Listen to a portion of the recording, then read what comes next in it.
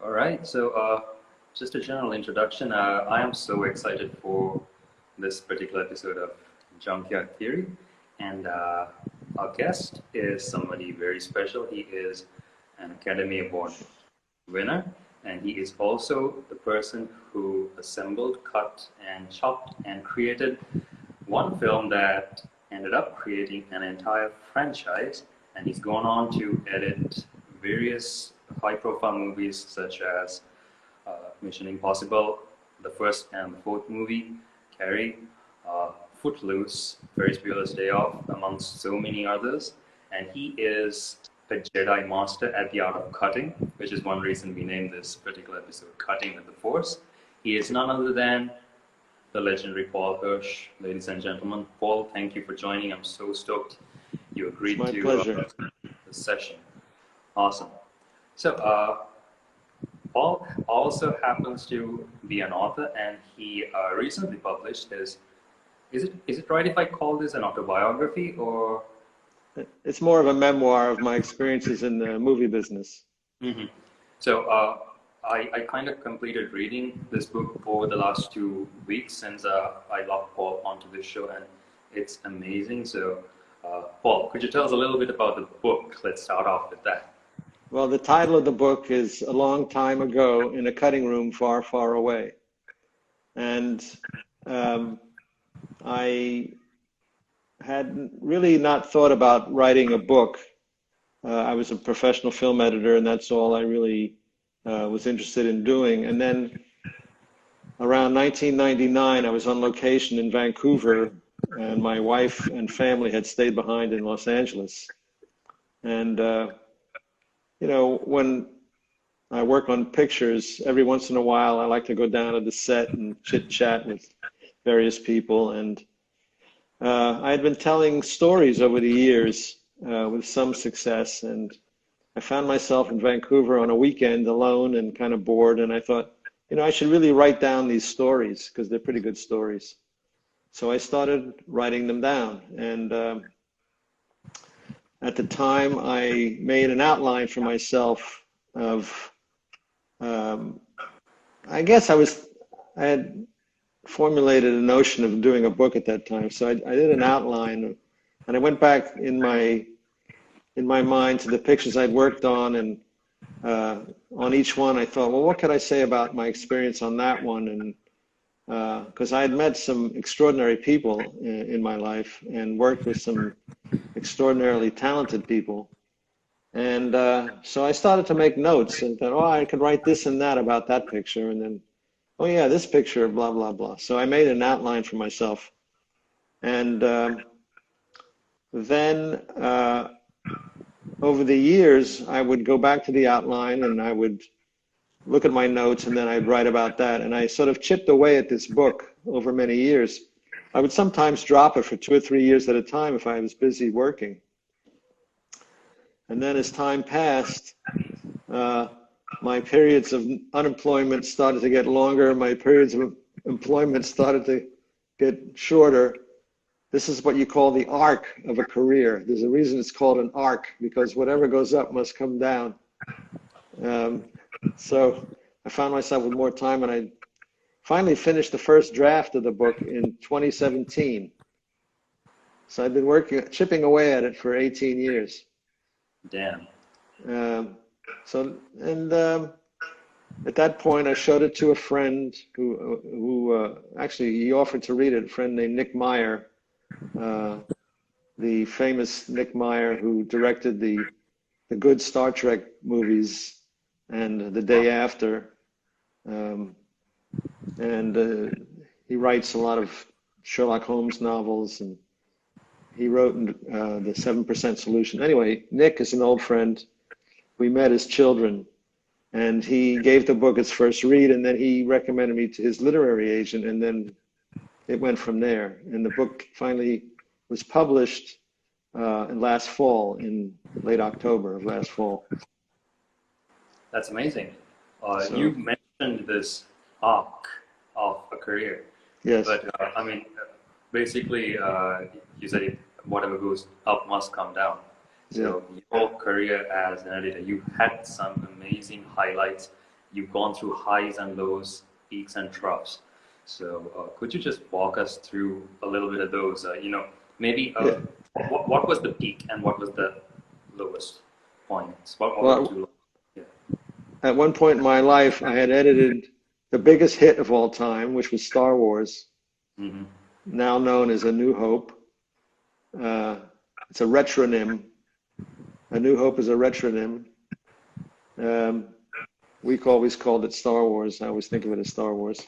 Yeah. And I had edited the biggest flop of all time, which at the time was a picture called Pluto Nash, which is a sci-fi comedy about Eddie Murphy on the moon, which cost over $100 million and I think made $4 million. So that was pretty dire. It's also the only picture from which I was ever fired. So I suppose I could take that as a point of pride, but when I was fired from the film, they kept working on it for another year. They rebuilt sets and they shot new material and they kept cutting. And the first weekend, it made $2 million. And I said, if they had just gone with the version I had done, they would have made twice as much money. You don't. But they made a mistake. yeah. It's pretty. Yeah. Actually, there were things in it that were kind of funny. There are scenes. I guess it's all lost now, but there were some scenes I thought were pretty funny. I thought they should re-release the picture, and the slogan would be, "It's not that bad."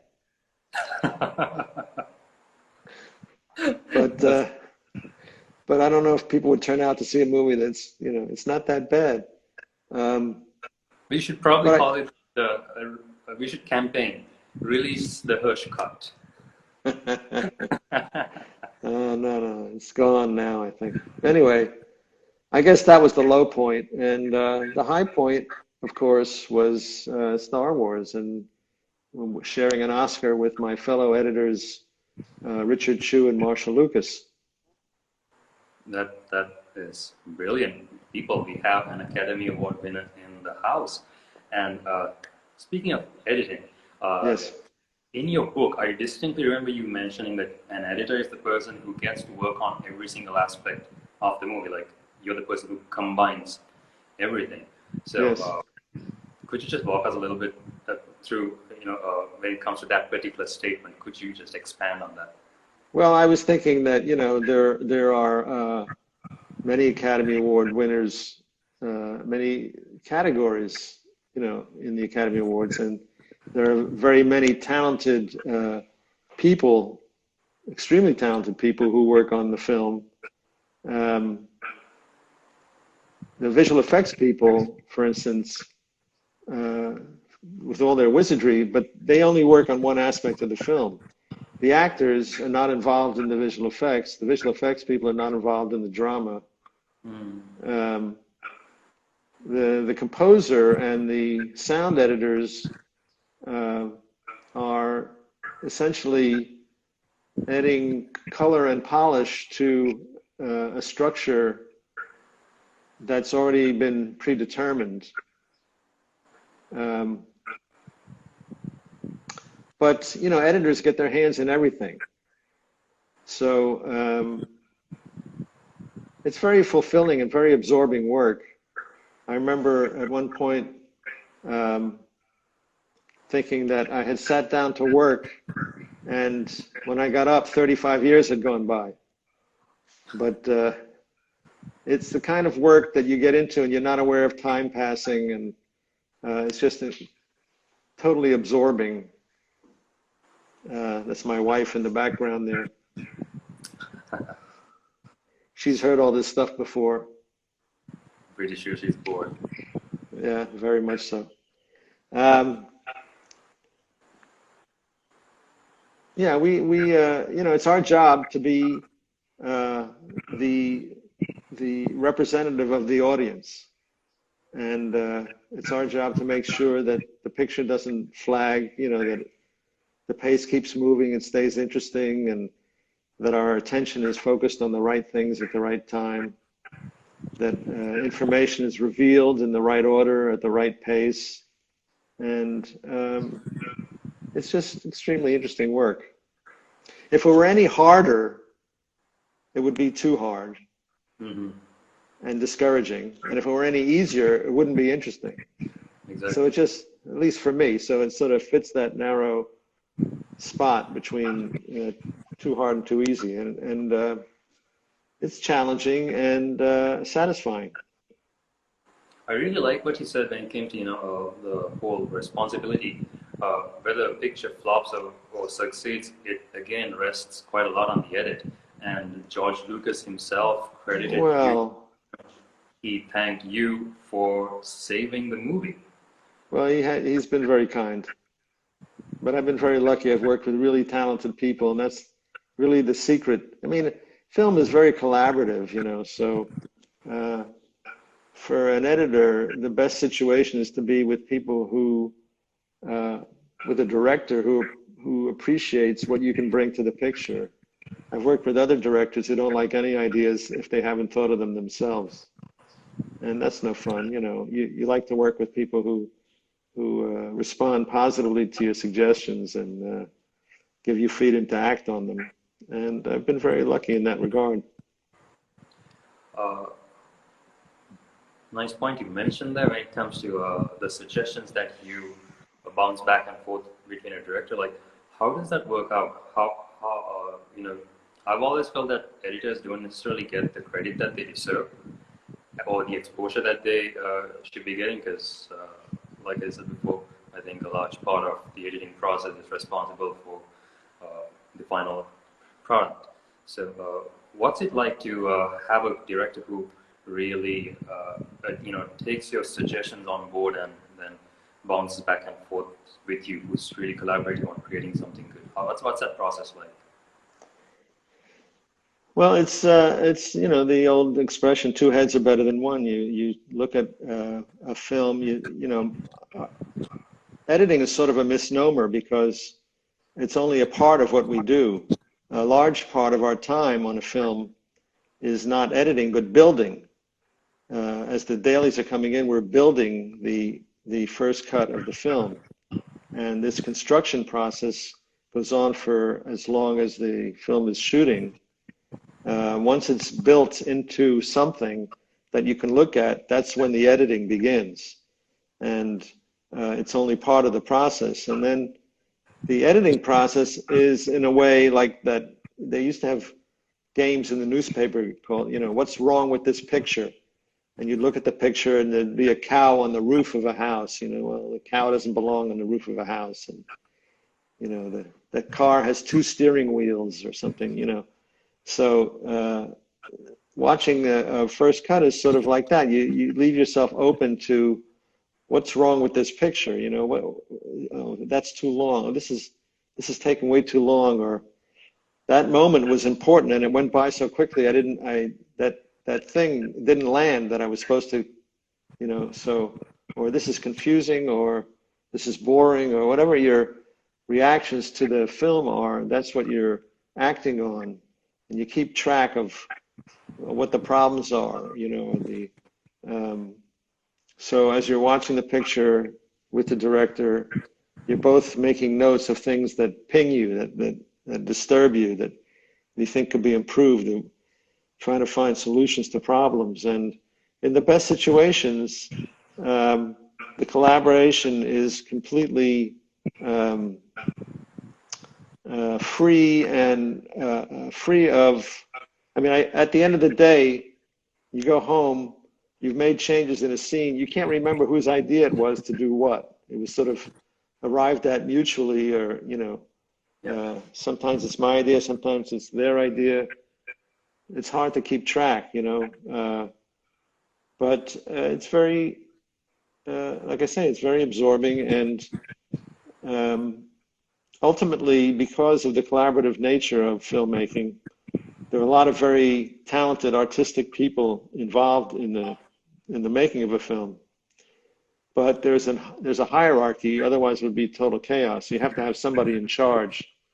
Mm-hmm. And the person in charge is the director. And ultimately, the director makes the decisions about what stays and what goes, and in what order and so forth. But so all the creative decisions are left to one person. But the challenge for me as an editor is to make it so good that when he looks at it thinking, what's wrong with this picture, he can't find anything wrong with it. So in effect, it's my work up on the screen, although, you know, he or she sanctions it and, you know, gives it his or her blessing. It's still my work, you know. So how early on do you generally join a production? I usually come on when they start shooting. And you start assembling everything as you get the dailies, and how long does that process usually go on for? I usually have a cut about 1 week after the end of principal photography. Just 1 week after? Usually. And when I started working on computers, about halfway through my 50 years, I've spent about 25 years working on film and then 25 years on computers. When I made the changeover, I thought, wow, I can go really fast on this thing. And in fact, you know, on film, I was cutting on an average about 10 minutes a week. I could do 2 minutes a day pretty easily on average. On the computer, I could do 15, 20, 25, you know, I can go really fast. My productivity just soared. Like, so you worked on Moviolas, Kent machines, and then you switched to nonlinear systems as well. Do you think you've come to the peak of, you know, film editing technology, or do you think there's a ways more to go? I don't know. It's more of a tech question, I guess. I probably should pose it to the technical companies, I guess. Yeah, you know, editing is not a technical process. It's a mental process, and thank goodness, because if I had to keep up with the technology, I'd be lost. But it's like, you know, a writer switching from a typewriter to a word processor. You know, it's just the writing is not about the tool that you use. It's about the product that you come up with. And it's the same is true with editing. Are there any you know, skills, let's say skills from everyday life that you think contribute to film editing? Well, it depends what your everyday life is. Let's take the general layman. How do you think that's? Well, I was thinking about this, and I was thinking that, you know, the difference between a creative art and an interpretive art. For instance, you would have to say Bach is a creative artist because he starts with a blank page and he writes the music. And then you have Yo-Yo Ma, who's an interpretive artist who reads the music and plays it on his cello. So one requires the other. The music on the page wouldn't mean anything to most audiences unless it's performed. So you can't say that one artist is greater than the other. I mean, you can certainly say that, but there's still gifted artists in the, you know, Yo-Yo Ma is still a gifted artist even if he didn't write the Bach sonatas. I think editing could be more classified as an interpretive art than creative one. We're not starting with a blank page or a blank canvas every day. We're interpreting the dailies that come to us as our raw material. And when I was a young person, what I really loved most was music. And not being a musician, my expression of my love for music was dancing. You wouldn't think of it to look at me today, but I was really a great dancer when I was a young person. So I think of editing as sort of dancing to the music. You know, I watch the dailies and you know, how does this make me feel? How would I interpret this? You know, So it's a responsive kind of interpretation of a stimulus. You know, somebody puts on a song and you start dancing a certain way. You don't know why. It's because it makes you feel a certain way. And looking at dailies, you say, oh, well, I should start with this and I can go to that. And, oh, at this moment I have to save for that. And, you know, oh, this moment is so great. I won't use any part of the shot except this particular moment, and it will really stand out, you know. So basically you're trying to make the best out of what you get. Yeah. Yeah, try to make it as dramatic as possible if that's the intent, or as comedic as possible, you know. Mm-hmm. Trying to maximize the intention. So you worked with multiple directors throughout, you know, your career. You worked 5 times with Brian De Palma, twice 11 with... times. Sorry? 11 films with Brian. 11 films, oh my God. Yeah. Yeah, and like, you worked with multiple directors throughout the years. How have these directors, you know, influenced your editing style, if they have at all? Well, they influenced my editing style. I would say that the strongest influence on me has been De Palma, because the first 5 pictures I edited were for him. Mm-hmm. And he has relied a lot on the technique of the point of view shot, in which he shows the actor and then he will cut to what the actor is seeing and then cut back to the actor for the reaction. So it's sort of a language of film, sort of like subject, verb, object in a sentence. Mm-hmm. He looks, he sees, he reacts, and it puts you inside the head of the actor, and you're able to construct visual sequences in which you understand the character's thinking without any dialogue. Excuse me. So I did 5 pictures with Brian before I worked for any other director, and then that first picture I did for anyone else was Star Wars. And there was a sequence that had been George was unhappy with, which is when they're about to leave the Death Star. It's the scene where Obi-Wan gets killed.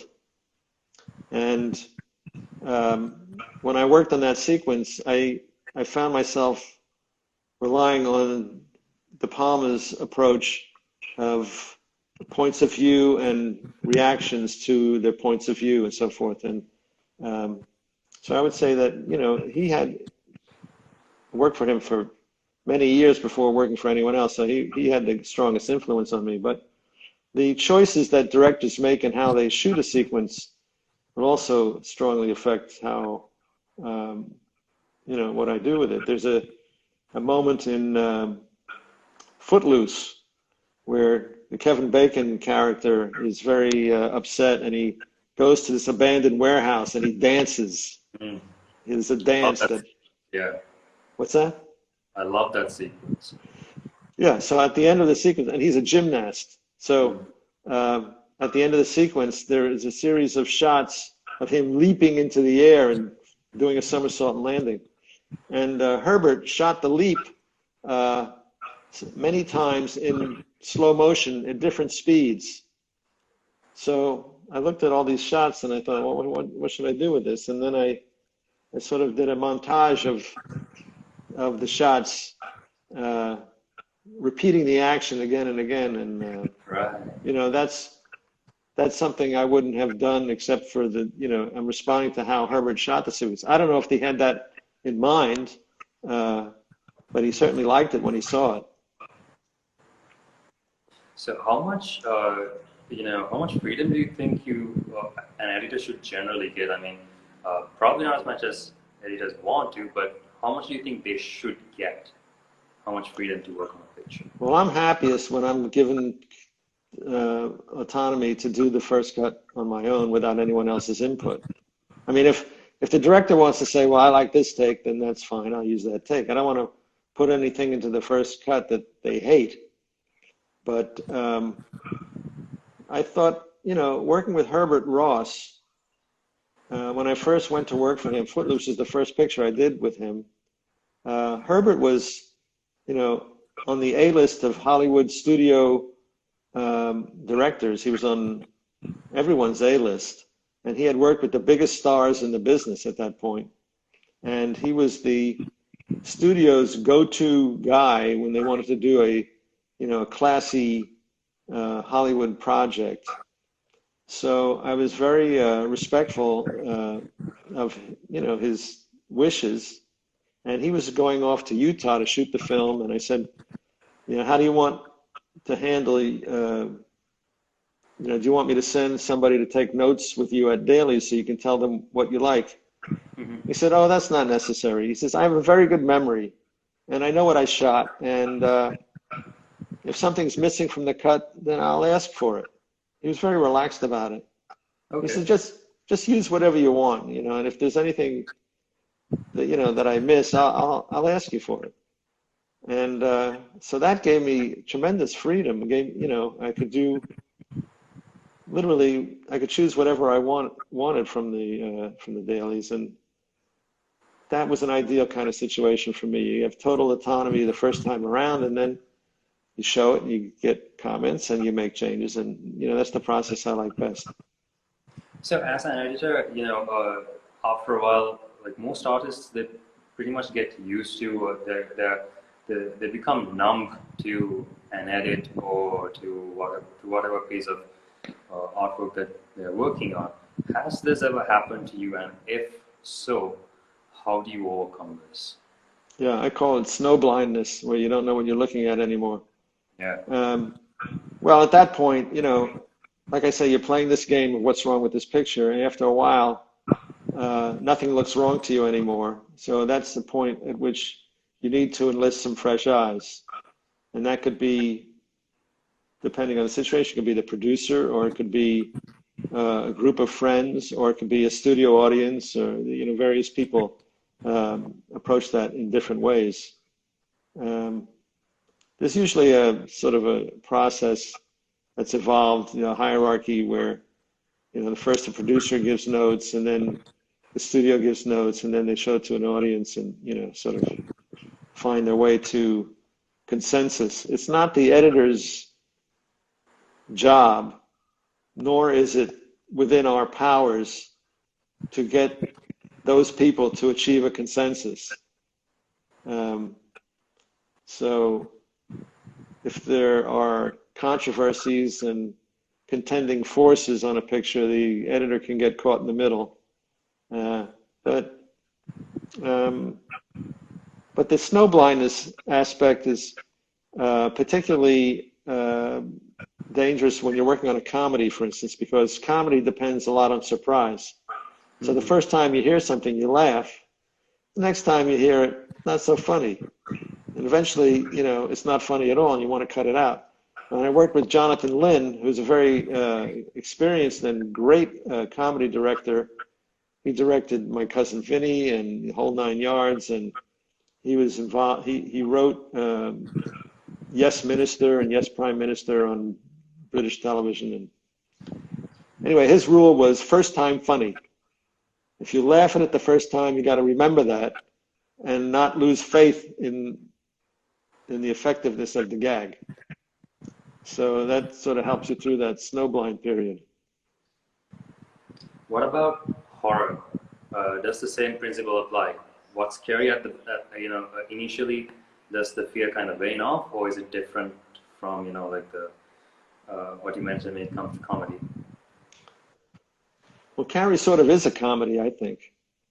I mean, it's not like Saw or anything, it's not really meant to horrify. I think there's a lot. Brian always has this dark sense of humor, so we used to screen the picture when we were working on it. We screened in a screening room in New York that had seats that reclined on a spring. And we'd sit in the back of the room, and at the end of the picture, when her hand comes up out of the grave, every seat in the theater would suddenly rock back, and Yeah. we'd sit in the back and laugh, So his horror has a lot of comedy in it. Sure. So we have a question that's kind of relevant to what we were talking about before. Shavin says an editor's role is mostly invisible. Where do you think the vision of the director ends and the editor's craft begins?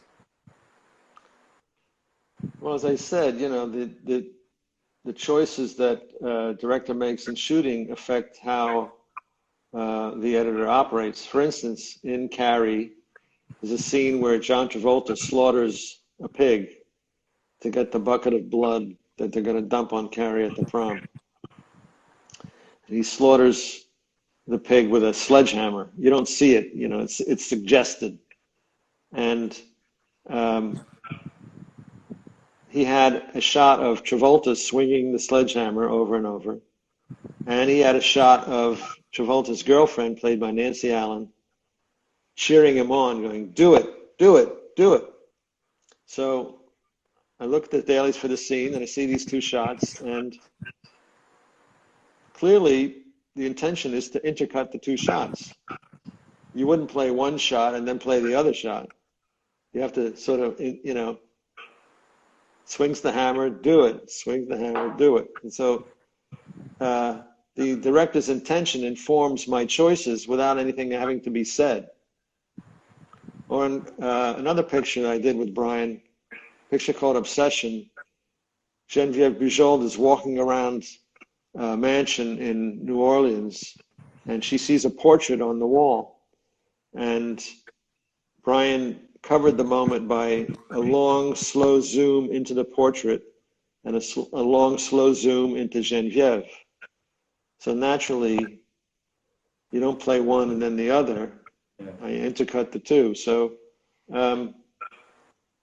it's an unspoken reaction to choices that have been made, and you know, my reaction to those choices.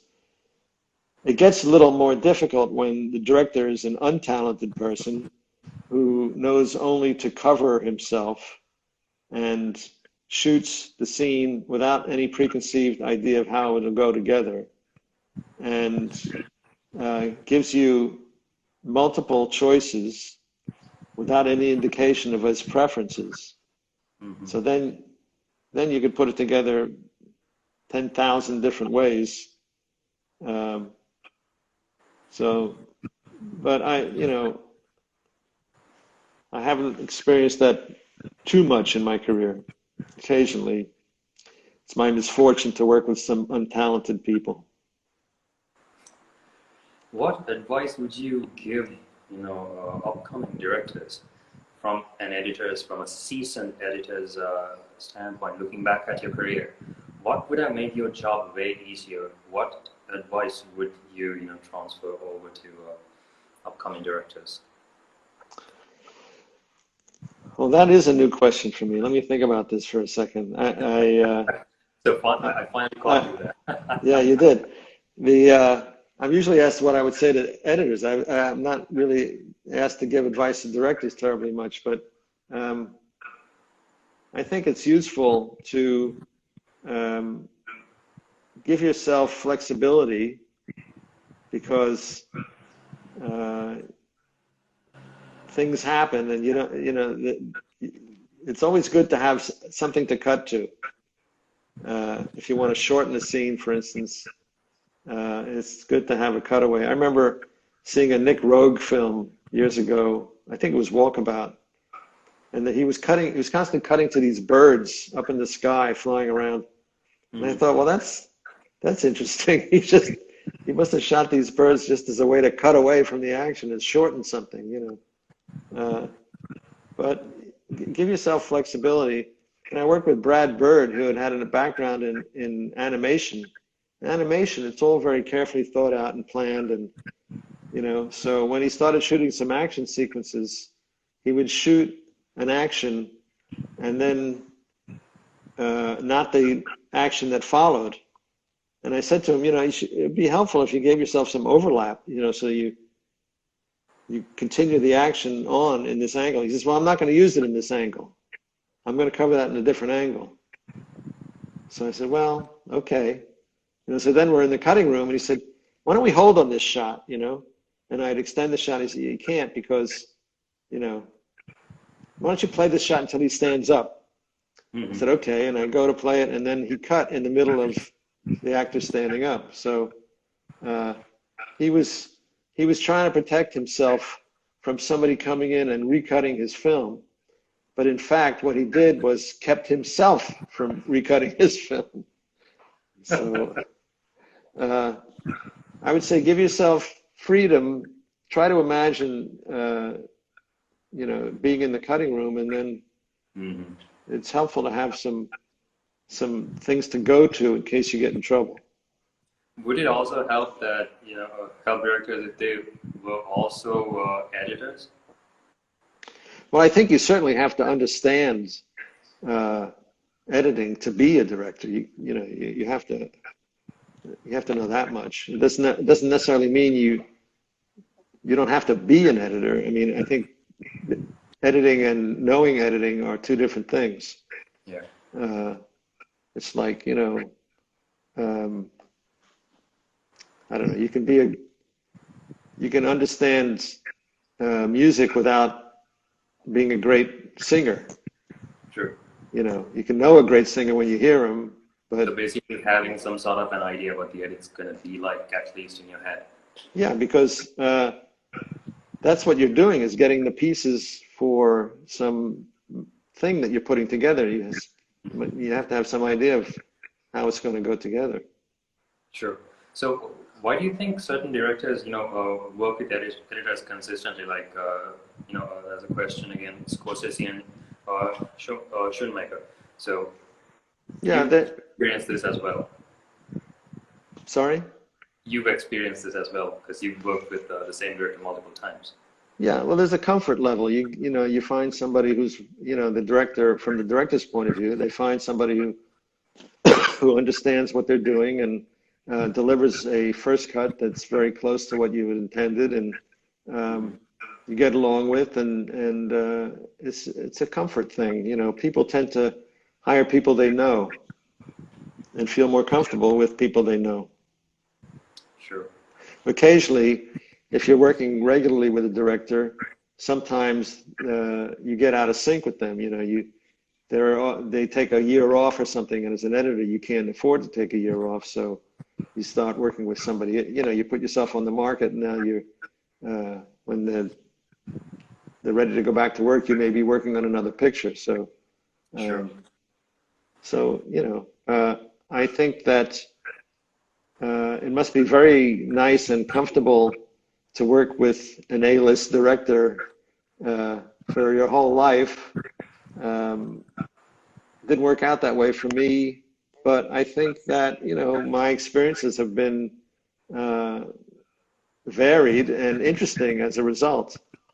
I got to work with some extraordinary people, and occasionally some of the experiences were unhappy, but that's bound to happen. Yeah. So taking into account the fact that Star Wars has been basically the highlight of your career, it's a film that balances multiple genres. How do you think was it hard to edit the comedic scenes? That's a question that's been asked about comedic scenes specifically, so I'm going to translate that into Star Wars. How was it? Is it, comedy tends to be either hit or miss sometimes. How did you manage this? Excuse me. Well, you have to remember that Star Wars had been edited before I came on. There was a first cut that was delivered, and George was unhappy with, so I was not editing the film from dailies. Occasionally, when I was recutting the picture, I would have the assistants restore the dailies, and I would work from that. But for the most part, I was just playing that, what's wrong with this picture game. And when you haven't cut the picture yourself, it's very easy to see what's wrong with it. This is too short, this is too long, this is in the wrong place, this is confusing, whatever the problem is. And I would address it by recutting the scene that was already existing. Mm-hmm. So I wasn't cutting stuff from scratch. but the comic aspects of Star Wars and The Empire Strikes Back are extremely important to the success of those films, in my opinion. And I think that somehow over the years, some of that comic and lighthearted aspect of the first couple of pictures has gotten lost.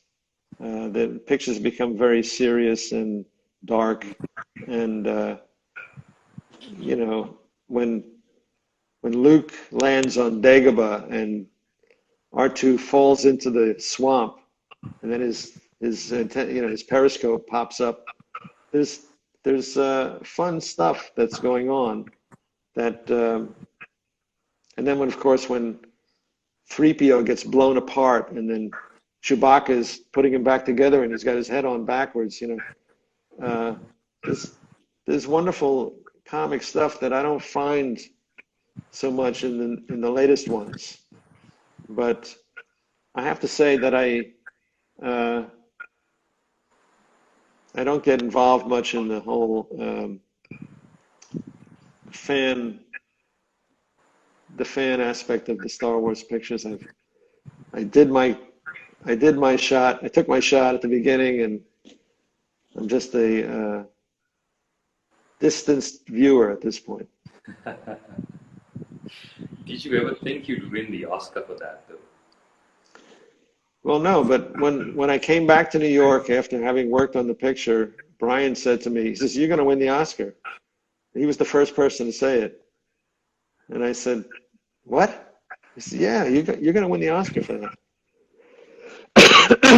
So, I won the Oscar so early in my career that I hadn't even started thinking about winning an Oscar. It hadn't, I was just concerned about getting a job on a feature film. I'd been cutting commercials just a few years earlier. And, I know fellow editors, great editors, who worked their whole careers on really, great films. My friend Richie Marks, who died sadly about a year and a half ago, he had cut wonderful films. He cut The Godfather Part 2, and he worked on he was the chief editor on Apocalypse Now. Wow. He, what else? He did Terms of Endearment and a lot of James Brooks films, and never won an Oscar. And I think as he got older in his 50s and 60s, it started to become a thing, but for me, it happened so early in my career that I hadn't really developed a desire for one. It just sort of, sure. It was just an accidental. I remember once when I was a student, I was in Florence. I was sitting on a church step, and a pigeon pooped on my shoulder. I was wearing a blazer, an olive green blazer. And this pigeon shit on my shoulder, and I took it to a dry cleaner, and he said to me, he says, "That's good luck." I said, "It's good luck for you." And so anyway, he cleaned the jacket and everything was fine. But I thought later on when I won the Oscar, I thought, well, it's like, it's like getting pooped on by a pigeon. It's not in your control. It's something that happens to you. Sure. But the award, I'm not giving it back, believe me, but I think that what's more important is the work. And people remember the work more than they remember whether you won an award or not, True. A lot of people think Empire is the best of the 9. I've heard that quite a lot. I don't really agree, but I think the first one is, but I understand why they say it. But Empire wasn't even nominated for editing, so, but people don't really care, they remember the picture. It's the picture that matters, and that's what goes down in history. The awards are a nice footnote, and it's nice to have on my shelf, but yeah. So people, sorry to interject, Paul, just addressing the crowd here. If you have any questions for Paul, you can drop them in the comment section below. and so we are in the last 15 minutes of this session, and we can be answering the audience Q&As, and I'm just going to start from some that we got on Facebook. So I got this question from two people actually, and the question is, where do you keep the Oscar? It's on a shelf in my office. And second question, how often do you clean it? I don't clean it, actually. My house was burglarized many years ago, and they stole the original Oscar that I received on stage. Oh, damn. And it was never recovered. And I had to ask the Academy to replace it. So the one that I have, sorry? Which they did. They did, and the insurance company paid for the cost of it. I think it was around $1,000, something like that. Mm-hmm. But so the one I have is fairly new. It's not as old as the original one, and I'm angry about that. But what can you do? And there's another question where they ask, does winning an Oscar get you more work as an editor? Well, yeah, the Academy is this great publicity machine. The whole point of the Academy Awards was to get the audience to be more interested in movies. That was the whole idea of the Academy Awards. If we give awards to films, people will be more interested in seeing them. So it's a great publicity machine. It's publicity for films, and it's publicity for the people who work in films. Mm-hmm. So the answer is yes, of course. Winning an Oscar really helps your career. And what are the benefits of being affiliated to a union versus going into the field unaffiliated? Well, I know you covered this somewhat in your book. Yeah, well, in LA, I mean, if you want to work as an editor on Hollywood films, you have to be in the union. The studios have signed contracts with the unions to employ only union labor. So if you want to work on studio films, you have to join. Sure. So Shavin asks again, do you think the technique of editing will change in the age of streaming? What do you think? Well, it depends what you mean by the technique. The thing that's different about streaming from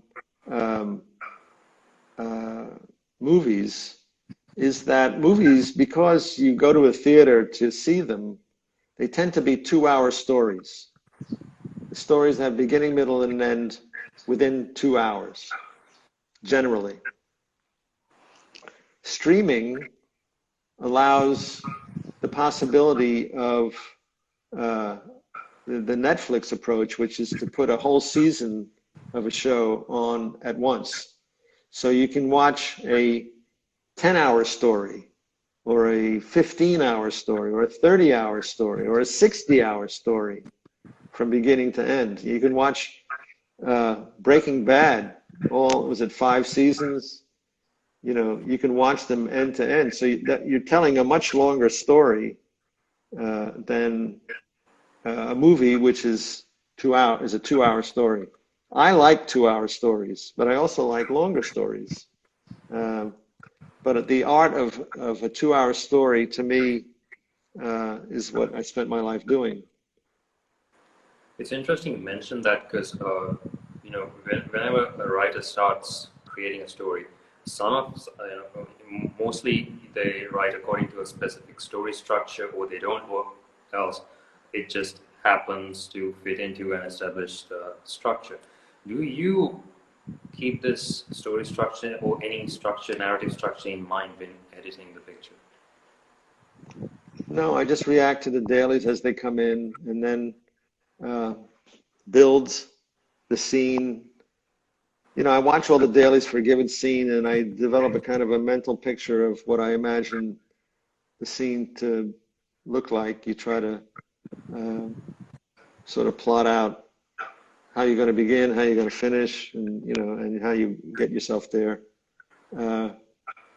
But it's very much like working on a mural. with 1-inch square mosaic tiles, where you're putting each little tile in place, but you're working on a 100-foot mural. So you can't be thinking about the whole while you're putting the tiles in place. But at a certain point, when you've got all the tiles in place, you have to step back and look at the whole and say, oh my God, the eyes are too close together, or the ears are on both on one side of the head, or whatever. I mean, you play what's wrong with this picture, but while you're working on the micro, you can't be worrying about the macro, but you have to worry about the macro eventually. Mm-hmm. Definitely. So, is there any movie in your career, not necessarily in your career, is there any movie that you wished you could have worked on? Oh yeah. I mean, there are a lot of pictures that I think, oh wow, that would have been fun to work on. The last one I was just rewatching recently was Top three. Let's go with the top 3 pictures you wish you could have worked on. Oh, top 3, I don't know. But recently, one that I wish I'd worked on was Baby Driver. Oh. I thought Baby Driver was brilliant. It was like a Swiss watch. I loved the way it fit together, and I thought Edgar Wright and his editors did a great job. He had 2 editors, Paul Mackless and Jonathan, I forget the other fellow's name. But I thought they should have won the Oscar, but they didn't. But then again, like I say, it's the picture you remember, not the award. I thought that was terrific.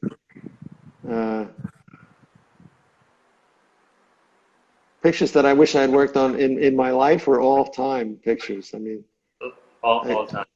I mean, Bridge on the River Kwai is one of my, Holy of Holies. Spartacus is one of my Holy of Holies. Mm-hmm. Any number of pictures.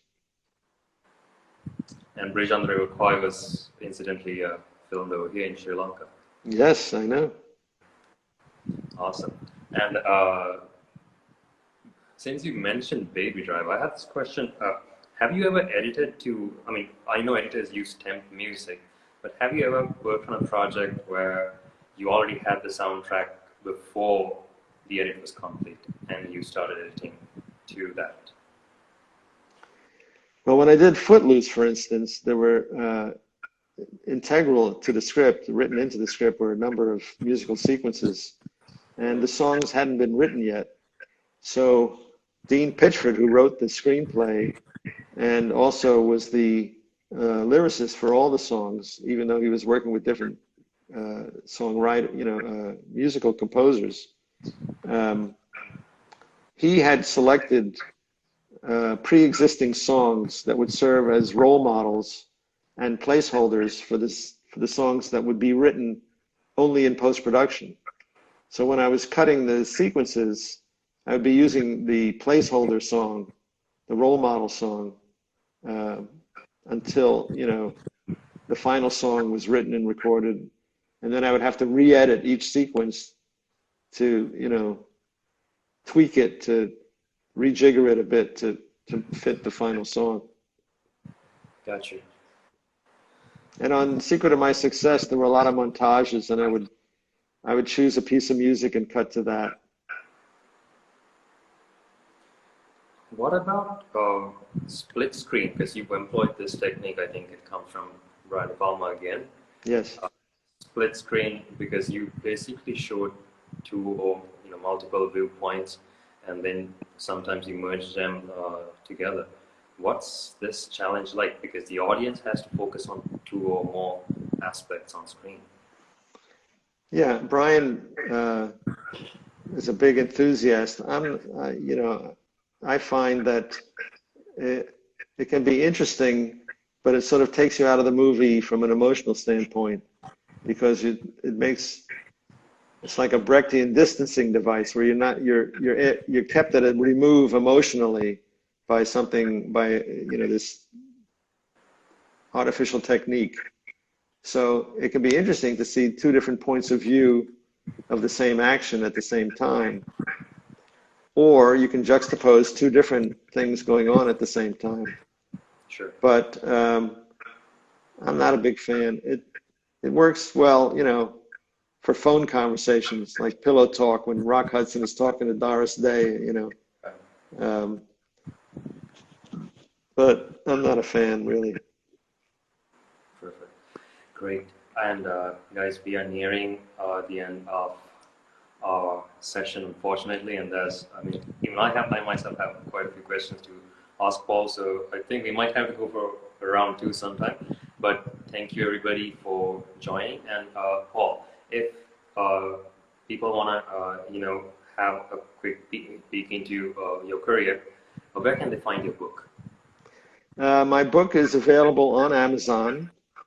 It's available as a Kindle book as well. And it's also available on Audible if you prefer audiobooks. You can order it from Audible. It's also on the Barnes & Noble website, and it's also on the website of the publisher, which is Chicago Review Press.